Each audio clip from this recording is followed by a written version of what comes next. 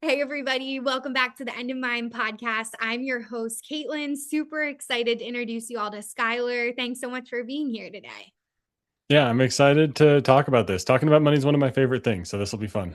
I had the best time when we first got to know each other. And obviously, recently, when I was also recording on your show, I feel like money is such a hot topic, especially right now. For the listeners, we're sitting at end of January. This will be coming out in spring, a perfect time to start to think about your finances. Can you tell us what you do, how you got into this line of work? Yeah, I right now I'm a financial planner, and with that comes helping people. I really love to help people build a map for their finances with just key dates and things in mind to do throughout their life. But I came to this point when I started working at a credit union many, many years ago, and I just saw so many people that had just trouble and a hard time with their money. And it really wasn't all that hard to fix. It just took a simple conversation. So that led me to starting a few podcasts over the years. I left a career in marketing, and now I'm really just all in on helping people with financial planning and personal finances. It's so good. We need this work, I would say, in our country and probably worldwide right now Yeah. because everyone's just confused. What's going on with the markets? What's coming next? How do you help your clients, ground themselves in a state of confusion or overwhelm when it comes to money?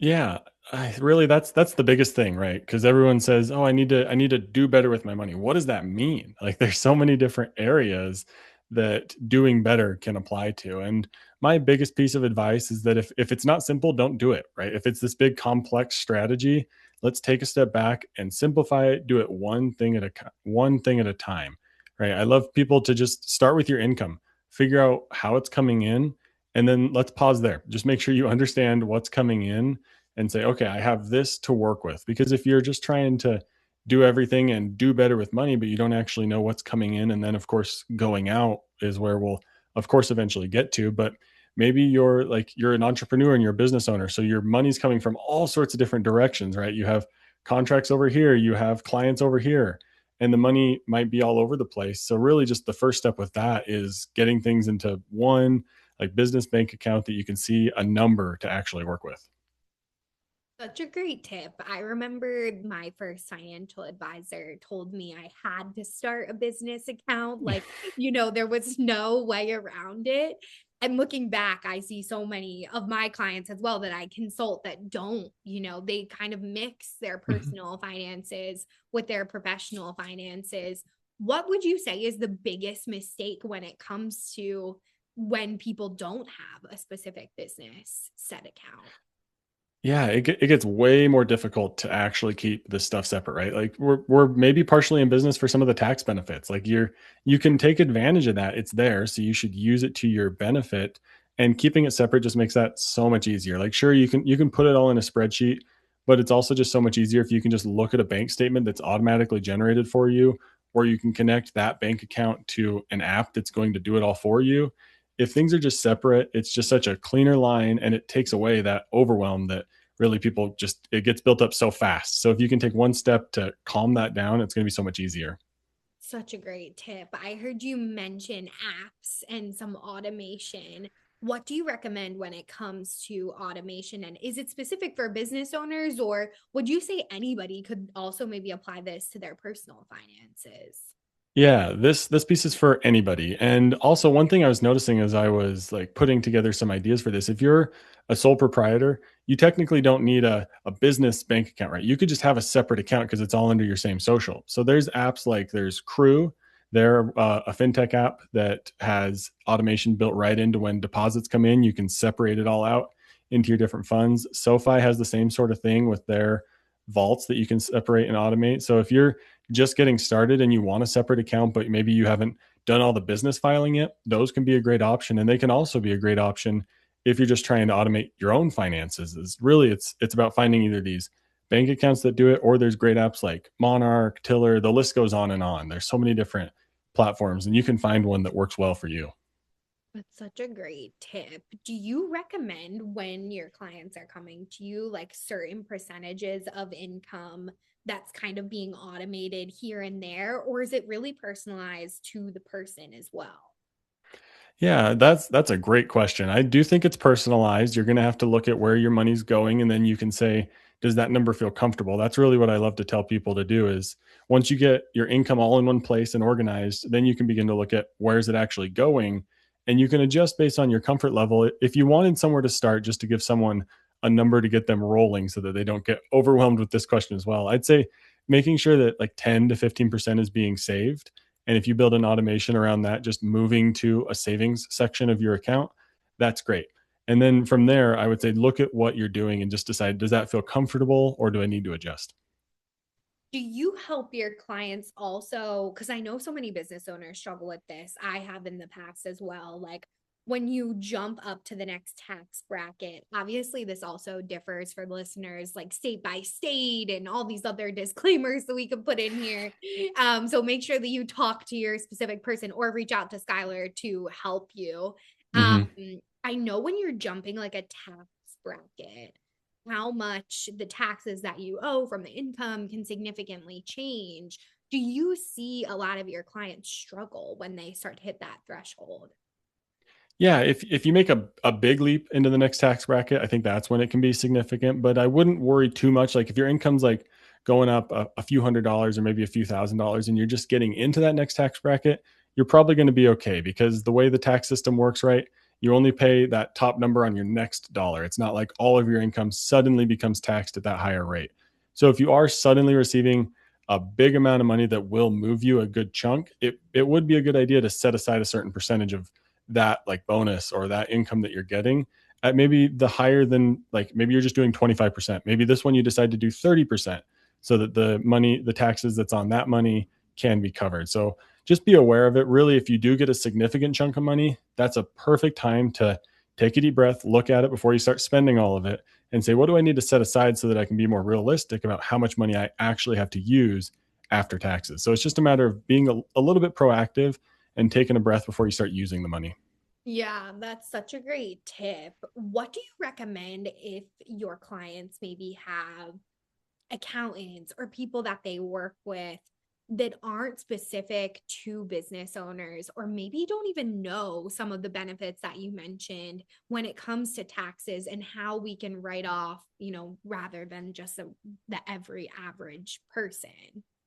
Yeah, do some research on your own so that you know as well, right? 'Cause it's great to have that knowledge in your the back of your mind, but finding someone that does work with small business owners or startups or you name it, right? Your niche can be a great thing to do because there's a saying in the on the professional side of things that you should work with the niche, right? We can't serve everybody, so you should be able to find someone that works with you specifically. And also, if you have all those different professionals like an accountant, your person who files your taxes, a financial planner, please let them talk to each other. That is so helpful when there's a team that you've assembled that we can bounce ideas off of each other. Like I love asking the CPA who knows way more about specific little tax things if the strategy that is in the back of my mind will actually work. So please have them talking together, find someone that actually works for your area and works with other people like you. That's such a good point. I actually never thought about that side of it and really having like a whole financial team being built Mhm. to support, even if you are maybe a solo business owner, those entities do need to connect and collaborate. And probably should be doing so more than just in April, would you would say, Yeah. right? Yeah. Yeah, if you can like if you meet with each one quarterly, can you sync those up so that all three of you are maybe on one 2-hour meeting or something and you can get them all together in the same room? Like that could be super beneficial. Yeah, wow. I'm like, my wheels are turning for things that I should be doing too. That's great. Can you share with us like a little bit more about what you've helped your clients achieve through things like automation or collaborating with their local CPAs, or, the CPAs that they work with? Have you been able to help them get out of debt, like turn into different types of income brackets? I'd love Mhm. to hear more about that. Yeah, I think let's go on automation and taxes here. I think this will be a fun one to talk about. But I think there's in the same vein of that overwhelming nature of money, there's an overwhelming nature of should we automate things? Like should we not worry about it so much and let it happen automatically? So I want to walk through just an easier way to look at this, right? If you are considering automating a process, make sure you've done it on your own at least probably twice. That way you know each step by step. And here for business owners, There's a lot of great like AI recording tools out there. Your voice memos app can do this for you. As you're walking through the process, just verbalize to yourself as if you're training someone next to you, right? Because you're going to train either the automation software or the AI transcript, so to speak, and tell the whole process out loud. Dictate it, use the voice memos or whatever, and feed it into AI, have it transcribe it. And then it'll give you the step by step process to automate it. And there might be tools that you've never heard of that AI can give you a breakdown on how to automate it with maybe like Zapier or Make or all these different tools. And that's such an easier way to get into automation because I know for me, I think, oh, this process is so tedious and time consuming. I'm going to automate it. But I don't actually know what the process is, right? I don't actually know what I'm doing or how to automate it. So then it just gets, again, overwhelming. And that's what we're trying to avoid. So make sure you've at least done the process a couple times and it'll make it a whole lot easier then to offload it to someone, whether it's software or whether it's like a virtual assistant or whoever, right? Right. Like I'm sure some business owners that are listening to this may already have people that are, facilitating with some of like their payroll and things like Hmm. that, where they may be able to outsource, more to that potential person. I love the idea of using the AI to transcribe Hmm. the training. What a great idea. And also helping with keeping that in your SOPs and like come Yep. back to it, right, for so many years. Such a great tip. Is there any other, stories that you may be able to share with us from your client standpoint, or even like people that you've had on your podcast, and how they've been able to change their mindset around money in particular? Yeah, this is a great that's a great question. Changing your mindset around money can be a big deal. And it's something that even like I'm going through right now. We're trying to potentially offload some of the manual work of me having to put all of our transactions into a spreadsheet and make it a little easier with one of these apps, right? Like that's even on my own side, but especially for clients that maybe aren't as always thinking about money like I am. Something that can be super helpful is as you automate and free your mind of these things, you might be able to automate or make your spending a little bit more comfortable. And this, I think, can go towards the personal side because you have so many things you're trying to juggle as a business owner where you're trying to run a business, right? How do you also run your own financial life? So, in the vein of automation, there's a great tip or a great way to budget that's called the anti budget, that you give yourself your exact amount of savings or whatever you exactly need in order to save so that you meet your goals and everything. And then you have the freedom to spend the rest. And that is such a relief. I have clients that we've set that up so that with that crew account that I was mentioning, their paycheck comes in, it automatically saves for their goals.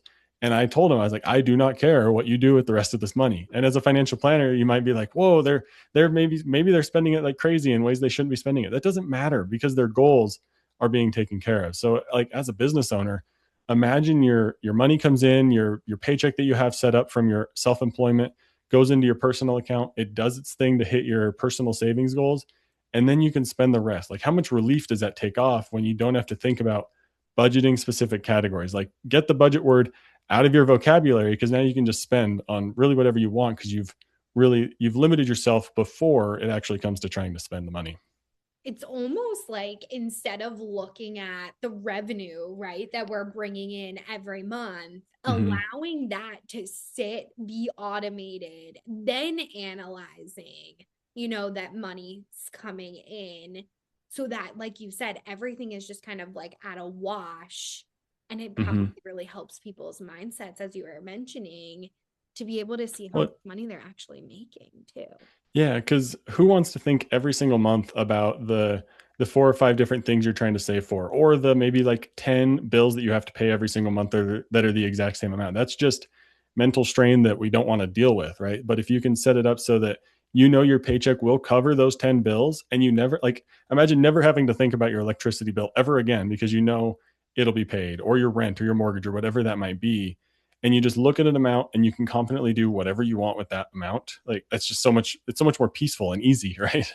Yeah, it sounds fun. It's like, oh, you Yeah. can plan a trip or you can save for, Hmm. like another property, or you can go out to dinner or new clothes. Like it feels like the opportunities would be endless. And I find in entrepreneurship, we can feel like, I'd love to know your opinion on this, is a little bit off of the money topic, but I think it feeds well into it.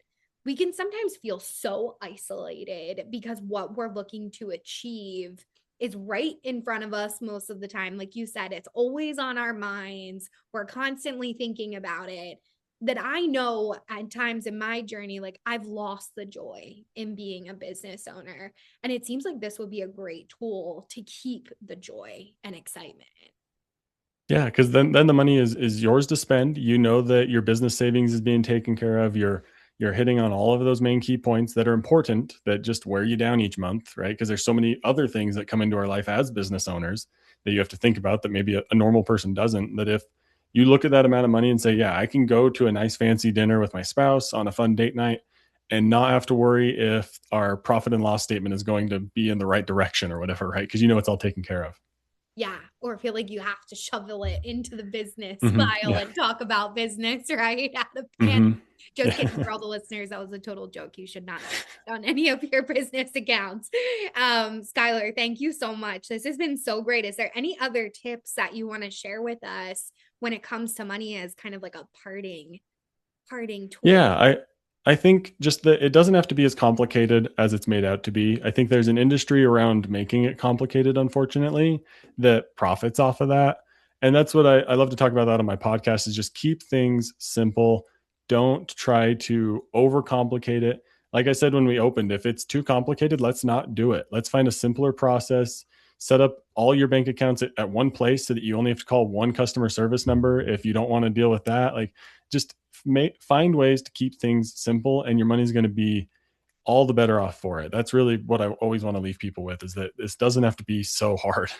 That's so good. Don't fall for the traps, right? The hmm money traps that are around. And I love being on Skylar's podcast. I highly recommend all of our listeners listen to it. It's so good. You'll learn so much about money, learn a lot about yourself, maybe even some beliefs that you have around money. We specifically talked inheritance, which was really fun. A lot of the listeners know that story about me. So thank you so much for being here today. I definitely learned something, and I know our listeners did too. How can we get in touch with you and just continue to follow you and learn from you?